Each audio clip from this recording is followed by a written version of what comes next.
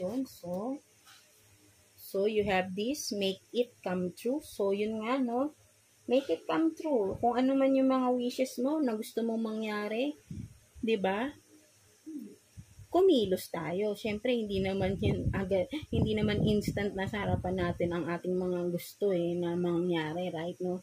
We have to work for it, no, right? So, kung merong nagfe-fade, so yun nga, you need to restart, reboot, update your system, update your knowledge, gain more knowledge to make it come true, whatever it is, no, right? So, yeah, I hope naintindihan niyo mga water signs. So, what else?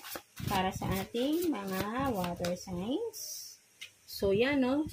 See? Seed starts to grow, no? So, yun nga, di ba? For some of you, nag-i-start ka na You're making your seeds na di ba? You're planting your seeds na. Kumbaga, ito na, naka-plant na yung seeds nyo. Maybe, for some of you is, nag-grow na siya, pero, may kulang pa rin. Kumbaga, parang nade-delay yung pag-grow niya, no? Kasi, there is lacking, no? Lacking of details, of information, di ba? So, you have to update your system. Kaya, ayun ang sinasabi sa'yo.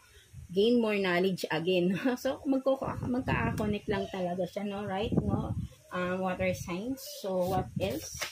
So, tingnan mo, di ba? Manifestor. So, sinasabi rin sa'yo dito, you are a great manifestor. Kung ano man yung mini-wish mo is talagang mangyayari, basta do your work, diba? You are a great manifestor, mga water signs, but then do your work. Syempre, you have to do your work to be able to make it come true na, diba? Right? So, yes. What else para sa ating mga water signs? Please, universe, Holy Spirit, what else? Para sa ating mga water signs, Cancer, Scorpio, and Pisces. Yes, please, universe, Holy Spirit. What else? So, what is this? So, yun, no? So, for some of you, no, mga water signs, spell work, backfired, you are safe. So, yan, mayroong mga siguro for some of you, kaya rin nagpe-failed kung ano man yung ginagawa nyo, no? Maybe for some of you, merong mga tao sa paligid nyo na nag-wish talaga na mapabagsak kayo, no?